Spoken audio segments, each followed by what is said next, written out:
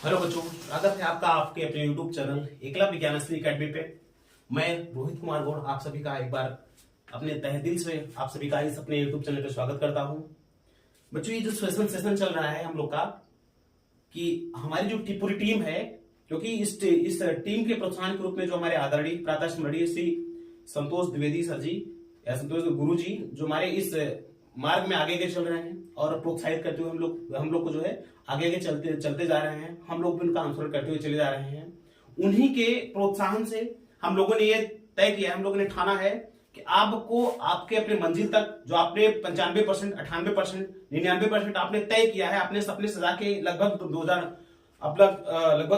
9वीं class से 10वीं class से आपको सपना सजा के रखे हैं, शुरुआती दौर से आपको सपना सजा के रखे हैं। आपको टॉप करना है, आपको जिला टॉप करना है, यूपी टॉप करना है। तो उस टॉप करने के सेशन में, उस टॉप करने के मार्ग में आपके कोई अवरोध ना उत्पन्न हो, कोई कांटे ना उत्पन्न हो, कोई बाधा ना उत्पन्न हो, उसको ध्यान में रखते हुए हमारी टीम, हमारा जो पूरा टीम है, अभी आपने देखा अन्य सर आए, मौसिम सर, तुमन सर, उसके बाद सूरज सर भी आएंगे, उसके बाद खुद स्वास्थ्य अच्छा न रहते हुए भी आपके आदरणीय श्री संतोष द्विवेदी सर जी भी आए। उन्होंने भी आपको प्रोत्साहित किया। उनके द्वारा जो भी बनाए गए पेपर वो सब आपके 100 के 100% एग्जाम में फंसा है। एग्जाम में 100 के 100% ऐसा लग रहा है जैसे कि पेपर पहले ही आउट करवा दिया गुरुजी ने। उनको जैसे आभास हो, क्योंकि कहा जाता है ना उनके पास अनुभव है। ठीक है, तो उसी अनुभव का एक और सिला, एक और खंड जो है हम लेके आए हैं। यह जो प्रश्न बनाया जाता है, आपको सही बताएं तो आपसे ज्यादा मेहनत हमारी टीम करती है। टीम इसलिए करती है क्योंकि जो प्रश्न आप इस सामने देख रहे हैं, ये मात्र चंद मिनट का नहीं है, चंद घंटे का नहीं है। इसको बनाने के लिए पहले हमारी टीम ने या जो भी लोग हैं, जो भी शिक्षक गण है, शिक्षक बंधु हैं, सब लोगों ने कम से कम 4 से 5 साल का जो प्रीवियस ईयर क्वेश्चन पेपर निकाला है, उसकी विश्लेषण के उपरांत जो प्रश्न ऐसा लगा है कि भाई काफी इंपॉर्टेंट है, ये फंस सकता है, ये फिर कई बार एग्जाम्स में रिवीजन, इसका मतलब कई बार रिपीट प्रश्न हुए हैं, उन रिपीटेड प्रश्न को भी उठाया गया है। साथ ही जो संभावित प्रश्न है, लग रहा है कि नहीं इस बार आएगा ही आएगा, तो कहने का मतलब यह है कि इन सब के विश्लेषण के उपरांत जो प्रश्न आपका बन के निकल के आता है, जो मक्खन निकल के आता है, इतनी मेहनत के बाद जो मक्खन निकल के आ रहा है, वो मक्खन आपको दिए जाने का प्रयास किया जा रहा है। आप इस पर काम कीजिए, ठीक है, क्योंकि आपसे ज्यादा तो काम हम कर रहे हैं। दूसरी बात यह है कि आपसे ज्यादा जो आप जितना विश्वास अपने ऊपर आप करते हैं, आपसे ज्यादा विश्वास मैं आपके ऊपर करता हूं या मेरी टीम आपके ऊपर करती है, क्योंकि हम आप लोग जैसे हम आप एक दूसरे से परिचित हैं, तो हम जानते हैं कि आप कितना अच्छा है और आप भी जानते हैं कि हम कितने हैं। तो एक दूसरे का विश्वास बना हुआ है और आपसे ज्यादा विश्वास आपके ऊपर हमारा है, हमारे शिक्षक बंधुओं का है। आप मेहनत लगातार कीजिए। बाकी मार्ग में अगर कोई भी समस्या आ रही है तो आप पुनः जो है आप कांटेक्ट कर सकते हैं या फिर कमेंट कर सकते हैं। ठीक है, तो चलिए देखते हैं। 2 प्रश्न, 2 पेपर आपका और बचा हुआ है, एक इंग्लिश का जो अभी मैं करवाने जा रहा हूं और एक सोशल का। ठीक है, इसके बाद आपका जो आएगा सोशल ही आएगा। ठीक है, देखिए प्रश्न, देखिए ये जो आपका जो 10 है, जो सॉरी क्लास 10 है, क्लास 10 का जो इंग्लिश वाला सेशन है, उसको मैंने बनवाया है। ठीक है, तो देखते हैं।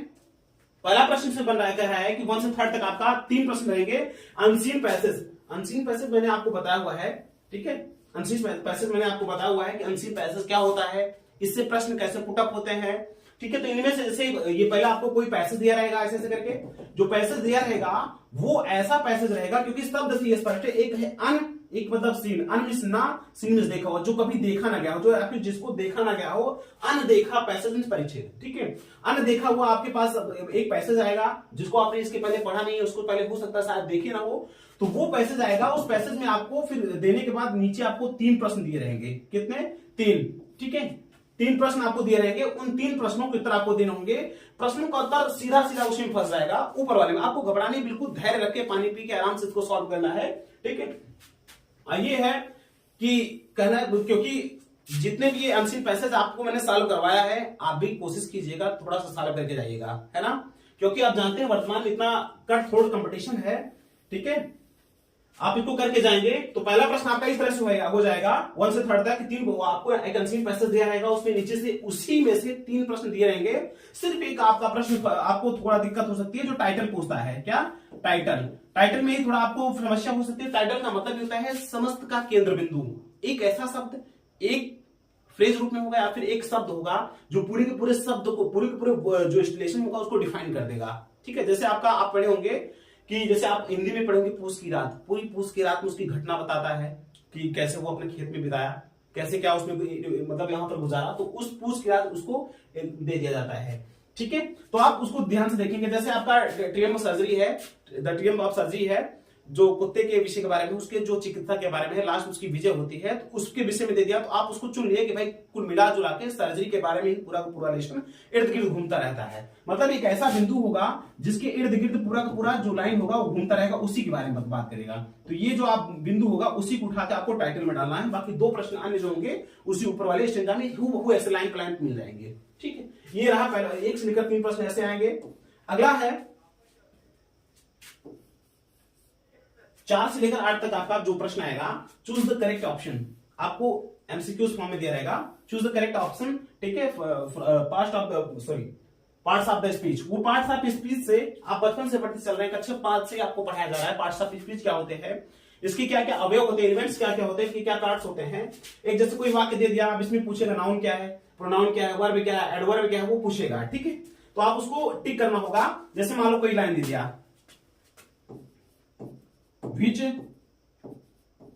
बुक इज योर्स, ऐसे करके दे दिया। अब अगर मान लो दे दिया ऐसे करके देगा, विच बुक इज योर्स, ऐसे दे दिया। फिर ऑप्शन इसको ए बनाएगा, बी बनाएगा, सी बनाएगा, फिर डी बनाएगा। फिर ऐसे पूछ देगा कि इसमें से क्या मतलब जो है, जो ए है ये क्या है। फिर दे देगा option A verb, option B, ठीक है, ऑप्शन 2 नाउन, ऑप्शन सी। ठीक है, ऐसे करके मतलब 3 ऑप्शन, इससे 4 ऑप्शन बना देगा।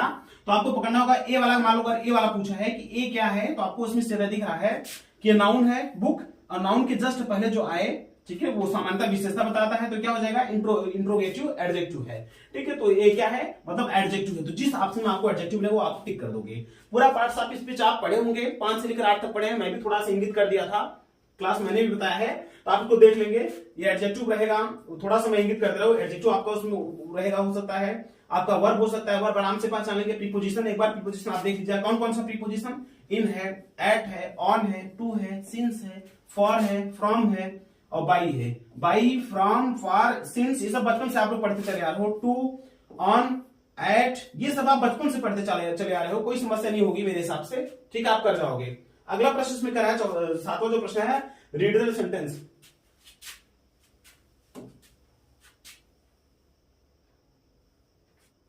देखिए अगला जो 7वां इसमें है, कह रहा है रीड द, ये रीड होगा। ठीक है, रीड द सेंटेंस, सेंटेंस को पढ़ना होगा, स्पेलिंग करेक्शन होगा।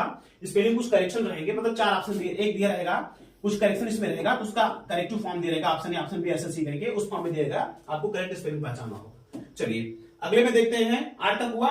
ठीक है, अब 9वां प्रश्न कह रहा है, 9वां प्रश्न कह रहा है कि passage from the pros.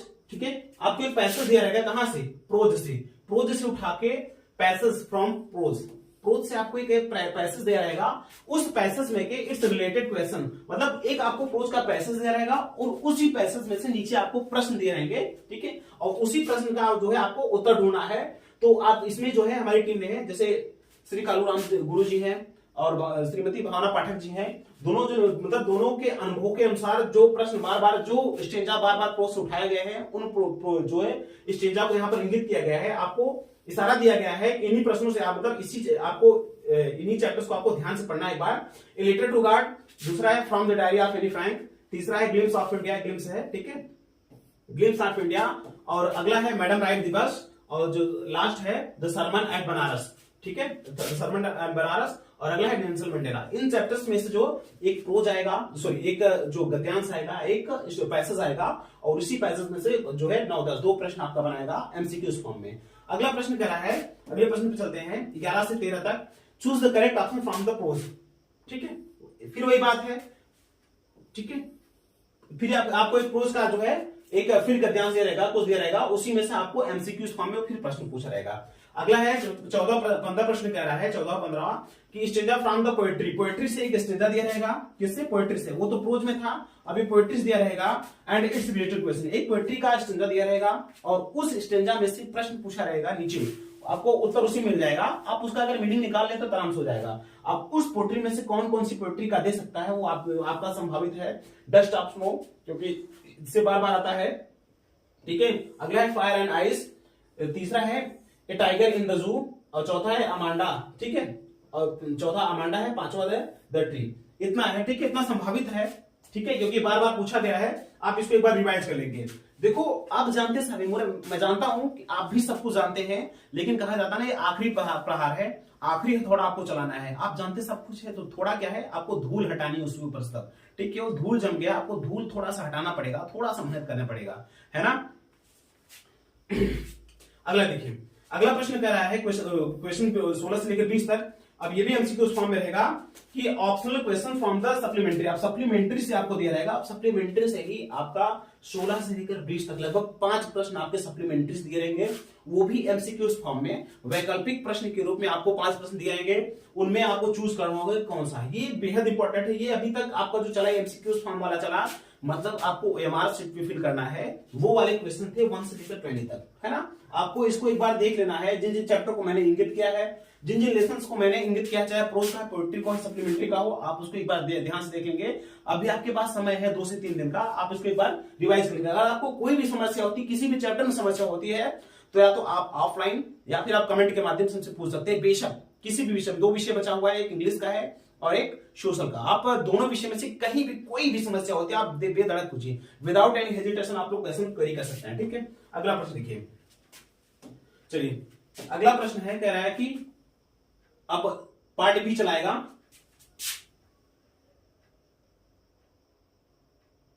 Part B, अब इसमें देखिए, अब पार्ट बी में भी आप 1 2 3 करके है प्रश्न। इसमें पहला प्रश्न है अनसीन पैसेज, ठीक है, unseen passage and it's related. एक फिर आपको अनसीन पैसेज दिया रहेगा, ठीक है, unseen passage and it's related question, ठीक है। इसमें आपको क्या करना है, ध्यान से देखना, और इसमें आपको क्या करना है, सेम वही बात है कि आपको ऐसा कोई जो मिलेगा जिसमें से आपको मतलब जिस स्टेंजा को आप देखे नहीं है, वही स्टेंजा आपके सामने दिया जाएगा, और उसी स्टेंजा से नीचे जो है प्रश्न पूछा रहेगा, कि जो जिसका उत्तर उसी स्टेंजा मिलेगा, ठीक है, जो प्रश्न पूछा रहेगा उसका जो है उसी उत्तर मिलेगा। अगला प्रश्न क्या है, क्वेश्चन नंबर 2 कि write an application to the principal of your college. अब 2 पे लिखा, 2 बिंदु है, ठीक है, एक तो है फॉर फी कंसेशन और अगला है चेंजिंग द सब्जेक्ट। सब्जेक्ट के बदलाव के विषय में आपको लिखना है, या फिर आपको फ्री कंसेशन, ठीक है, या फिर आप दोनों नहीं, आपको एप्लीकेशन नहीं आता है, अगर आप, हालांकि मैंने बहुत विधिवत तरीके से बताया कि एप्लीकेशन कहां से प्रारंभ होता है, दाएं साइड या बाएं साइड, ठीक है, एप्लीकेशन कहां प्रारंभ होता है। मैंने आपको बताया लेटर 3 प्रकार के होते हैं, ठीक है, लेटर 3 प्रकार के मैंने आपको बताया। एक आपका होता है पर्सनल लेटर, एक आपका होता है फॉर्मल लेटर,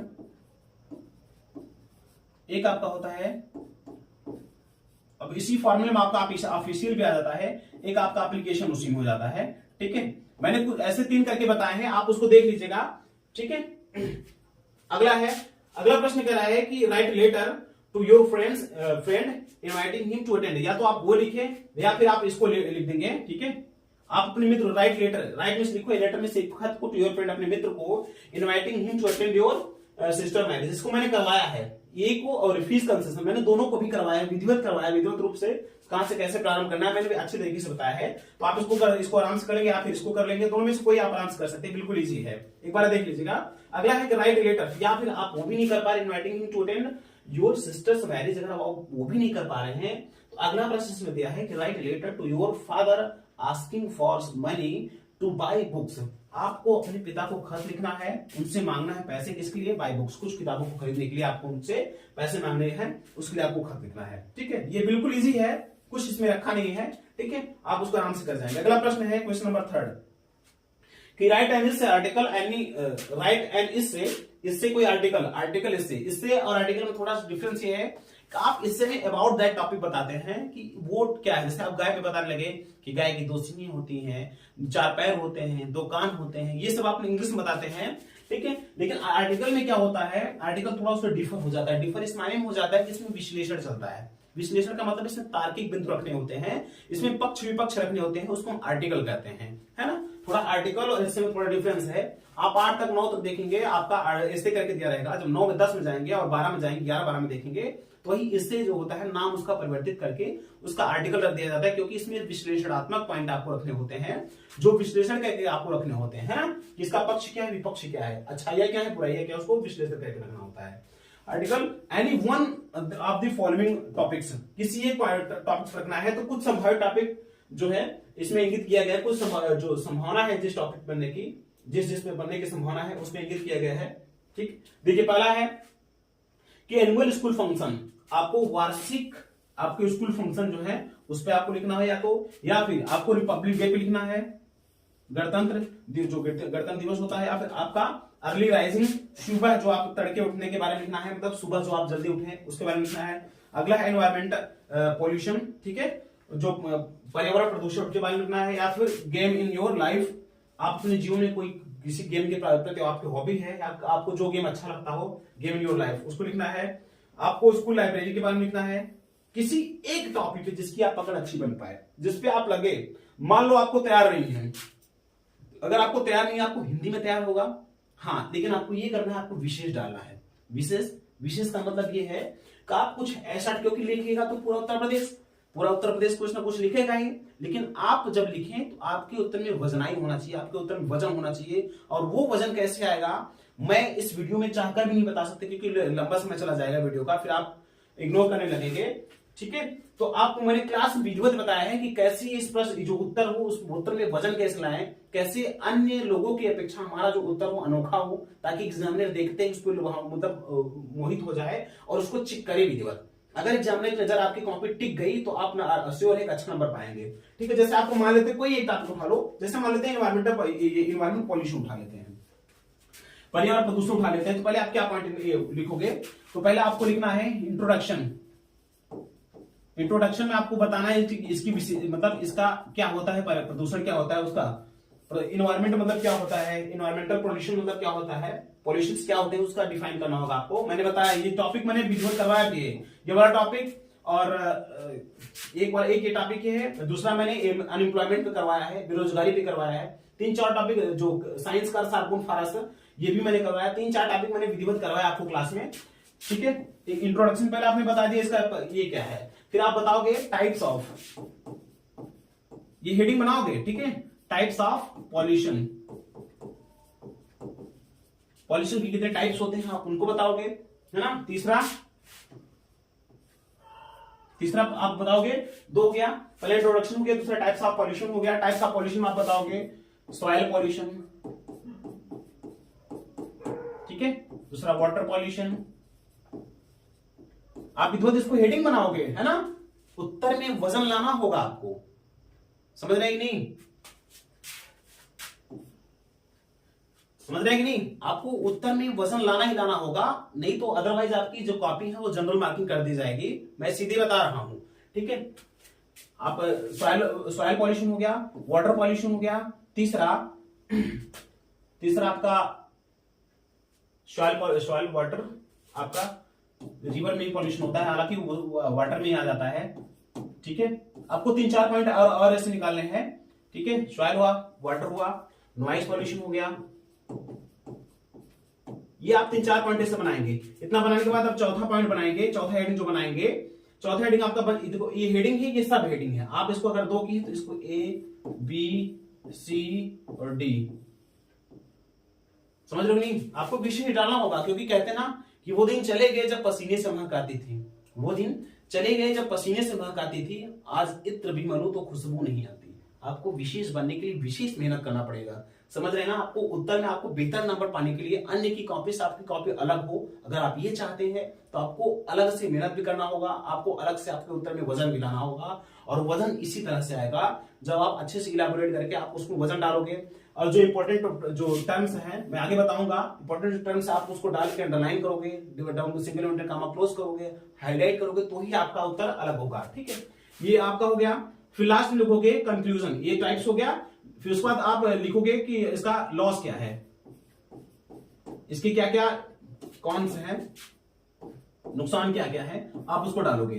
फिर लास्ट में आप डालोगे 5वां पॉइंट आपका कंक्लूजन, नहीं तो आप डालोगे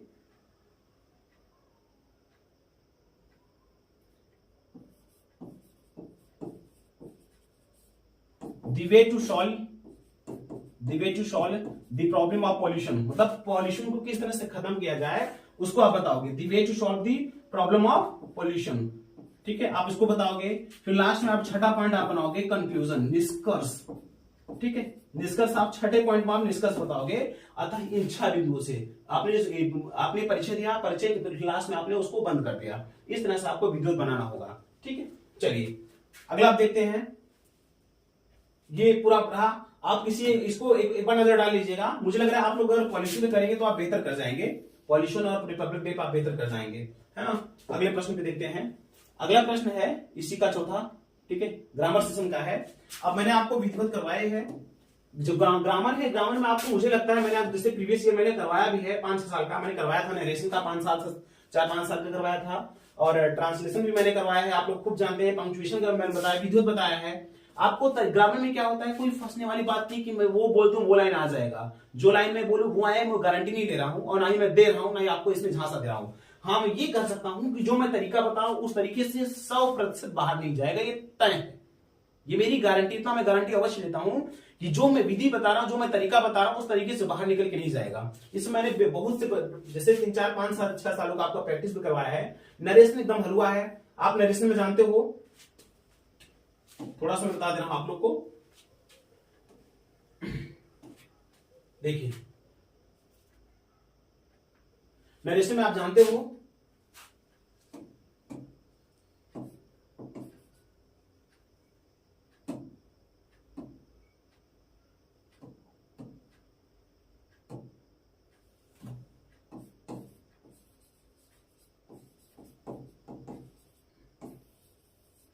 नरेशन में 5 सेंटेंस होते हैं, 5। एक आपका होता है असर्टिव, ठीक है, एक आपका होता है इंट्रोगेटिव, समय नहीं इसलिए शॉर्ट में लिख रहा हूं। तीसरा आपका होता है इंपरेटिव, चौथा होता है आपका ऑब्जेक्टिव, और पांचवा आपका होता है एक्सक्लेमेटरी।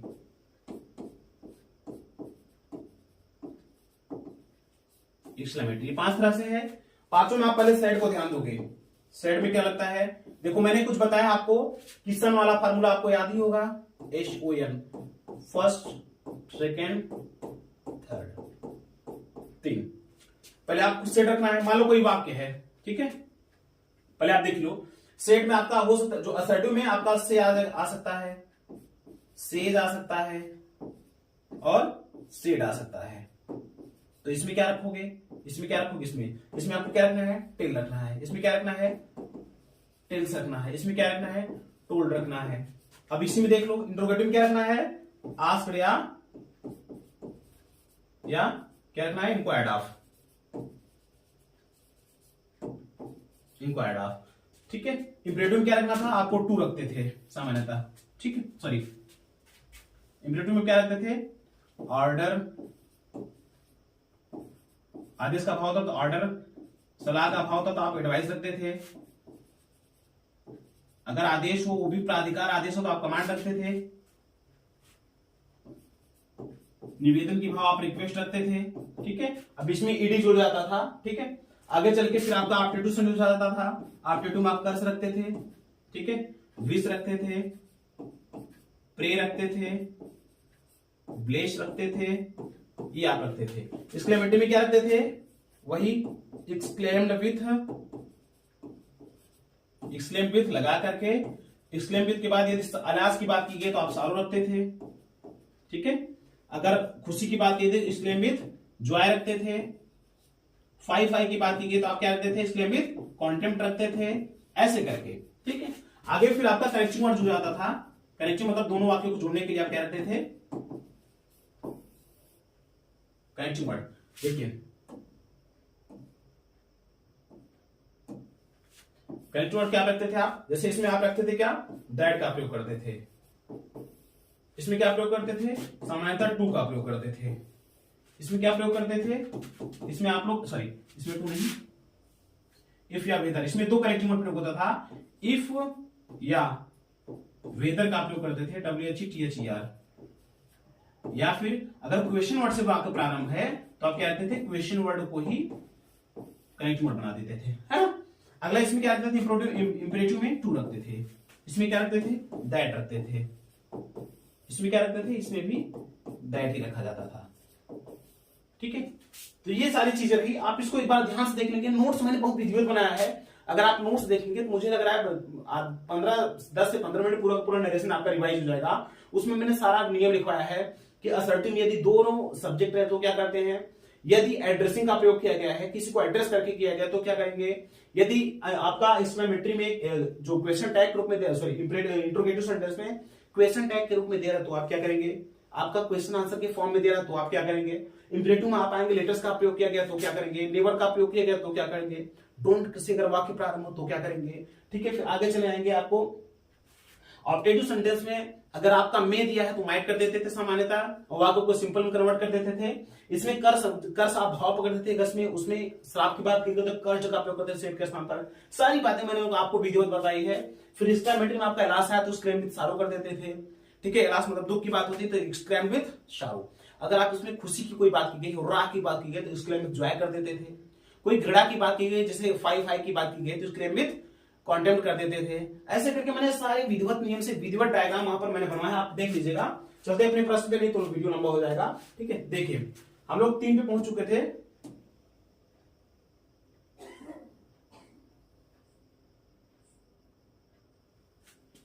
नहीं, इसमें हम लोग थे, ठीक है। देखिए इसी पे हम लोग थे। तो नरेशन का मतलब मैंने हल्का सा व्यू दिया आप लोग को, लेकिन आप फिर भी एक बार आप स्वयं से देखेंगे उसको, ठीक है। एक बार नरेशन को आप लोग ध्यान से देखेंगे वहां पर।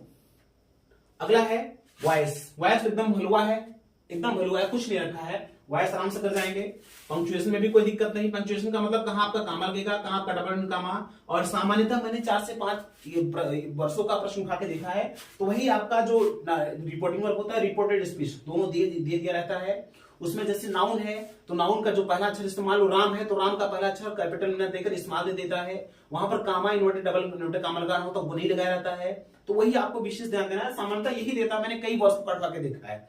तो आप इसको कर लेंगे आराम से, कोई दिक्कत नहीं। आप नरेशन किए तो आप पंक्चुएशन आराम से कर जाएंगे। अगला है कि ट्रांसलेशन, ट्रांसलेट इनटू इंग्लिश, मैंने ये भी प्रैक्टिस करवाया है, ठीक है। मैंने प्रैक्टिस करवाया है, इसमें कोई दिक्कत नहीं। आप बचपन से ट्रांसलेशन पढ़ते चले आ रहे हैं, आराम से कर जाएंगे। फिर अगला लिटरेचर का पार्ट पुनः आ गया। लिटरेचर का पार्ट अगला है। अगला प्रश्न दिया 5वां प्रश्न में कह रहा है टू शॉर्ट टाइप क्वेश्चन, जो आपका जो शॉर्ट आंसर छोटे मतलब लघु रूप में आपका पूछा जाएगा। Short answer type questions from prose, prose से आपका शॉर्ट आंसर टाइप का प्रश्न पूछा जाएगा। 30 वर्ड में लिखने होंगे उसको। अगला है, अब वो प्रोज जो शॉर्ट आंसर टाइप प्रश्न पूछेंगे वो कहां से पूछेंगे, द सर्मन एट बनारस, पहला। दूसरा, मैडम राइट द बस, ठीक है। फ्रॉम द डायरी, फ्रॉम यहां होना चाहिए था, from the diary of Anne Frank, ठीक है, ये दिया है। अगला है नेल्सन मंडेला। ये इन्हीं कुछ बिंदुओं से बार बार उठाया है, वो इसी से कवर कर लेगा आपका शॉर्ट आंसर टाइप। अगला प्रश्न कह रहा है, प्रश्न उत्तर नंबर 6 कि ऑन मतलब आपको लॉन्ग आंसर टाइप यहां पर दिया है। Long type question from prose, prose से आपका दिया है, प्रोज से आपका जो अभी तो शॉर्ट था, अब लॉन्ग में पूछेगा।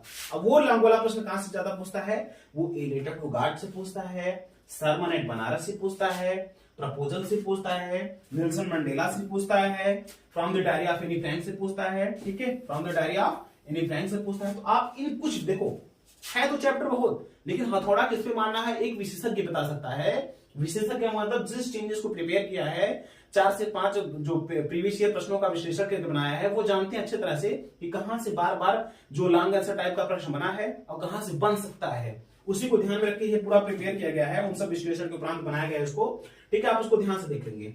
चलिए अगले प्रश्न पे चलते हैं। अगला कह रहा है कि राइट द सेंट्रल आइडिया। अब आप जानते हैं सेंट्रल आइडिया बचपन से लिखते चले आ रहे हैं, बचपन से आप सेंट्रल आइडिया लिखते चले आ रहे हैं। सेंट्रल आइडिया का मतलब होता है मुख्य बिंदु, मुख्य विचार क्या है, पूरी के पूरे पोएट्री हो, कोई इस कहानी दी जाए, उसका मुख्य सार क्या है उसको बताना होता था। तो दिया इसमें पहले देखिए, right the central idea of any one of the following topics, मतलब किसी एक कोई एक टॉपिक दिया रहेगा आपको, उसका जो है जैसे कोई पोएट्री दे दिया और उस पोएट्री का कहेगा आपको लिखना है सेंट्रल आइडिया। तो कुछ टॉपिक है जो बार बार आते रहते हैं, एक साल छोड़ के अगले साल आते रहते हैं। उसमें से है just of snow, fire and ice, A tiger in जू, अमांडा और द ट्रीज। ये 4 से 5 टॉपिक ऐसे हैं, 5 टॉपिक ऐसे हैं जिनमें से बार बार घूमता रहता है सर्कल के रूप में। एक बार उनसे पूछा तो एक बार उनसे, फिर अगले साल उनसे, अगले साल उनसे, ऐसे करके इनसे प्रश्न बनते रहते हैं।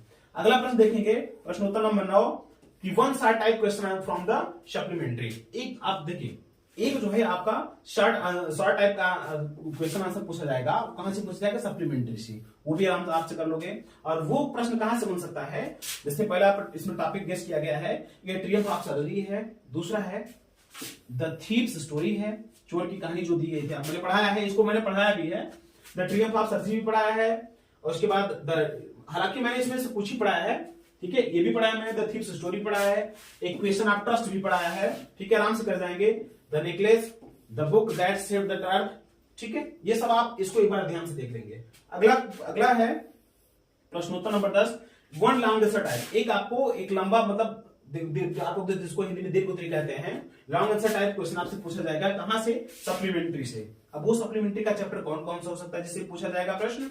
तो पहला है topic the making of a scientist, the making of the scientist से पूछा जा सकता है। द नेकलेस, नेकलेस से पूछा जा सकता है। भोली, भोली से पूछा जा सकता है। या the thieves story, the thieves story से पूछा जाता है। या फिर the Triumph of surgery, the Triumph of surgery से भी जो है प्रश्न बन सकता है। तो आप इसको अगर कहानी जानते रहेंगे, देखो इतना प्रश्न आप उत्तर नहीं रट पाएंगे, उत्तर रटने की संभावना नहीं बन सकती है, संभव ही नहीं कि आप पूरा उत्तर रट लें।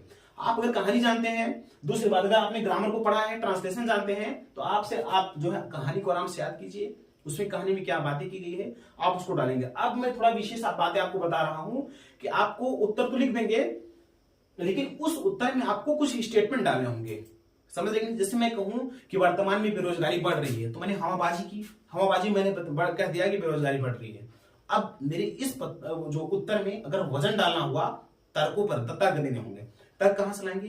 कोई शोध उठाएंगे, वर्तमान का कोई उठाएंगे, एनालिसिस होगा, या फिर कोई जो रिपोर्ट उठाएंगे, इंडेक्स उठाएंगे, सूचकांक उठाएंगे, जिसमें जो सरकार के पीआईबी सूचकांक हो, जो विश्व स्तर के सूचकांक कुछ निकाले गए हो, जिसमें भारत का भी हिस्सा हो कि भारत ने इतने इतने योगदान दिया है, तो उसमें उठाएंगे क्या वास्तव में भारत में गरीबी है, तो उठाएंगे, हम लिख देंगे पीआईबी के अनुसार ये है, या फिर द हिंदू के अनुसार इतना है, या फिर विश्व बैंक के अनुसार भारत में गरीबी का अनुमान इतना लगाया गया है, बेरोजगारी का अनुमान इतना है, या इस रिपोर्ट के अनुसार पिछले वर्ष की बेरोजगारी का आंकड़ा जो है इतना है।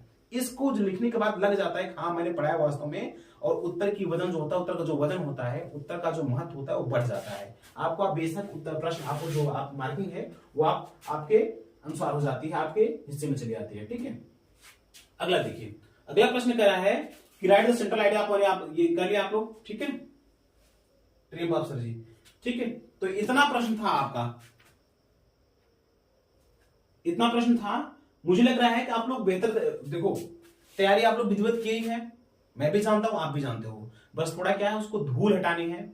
और वो बात है कि जैसे चैप्टर बहुत से हैं, और उन चैप्टर में से कौन विशेष चैप्टर है, किन किन प्रश्नों की, किन किन जो चैप्टर्स की बारंबारता रही है प्रीवियस ईयर में, पिछले साल में किन किन प्रश्नों को, किन टॉपिक्स को ज्यादा से ज्यादा वरीयता दी गई है, उन वरीयता वाले चैप्टर से प्रश्नों को उठाया गया है, चैप्टर्स को उठाया गया है, पॉइंट्स को उठाए गए हैं, और वो विश्लेषण करके ही ये जो है पूरा पीपीटी बनाया गया है। आप इस पीपीटी के माध्यम से बेहतर कर सकते हैं।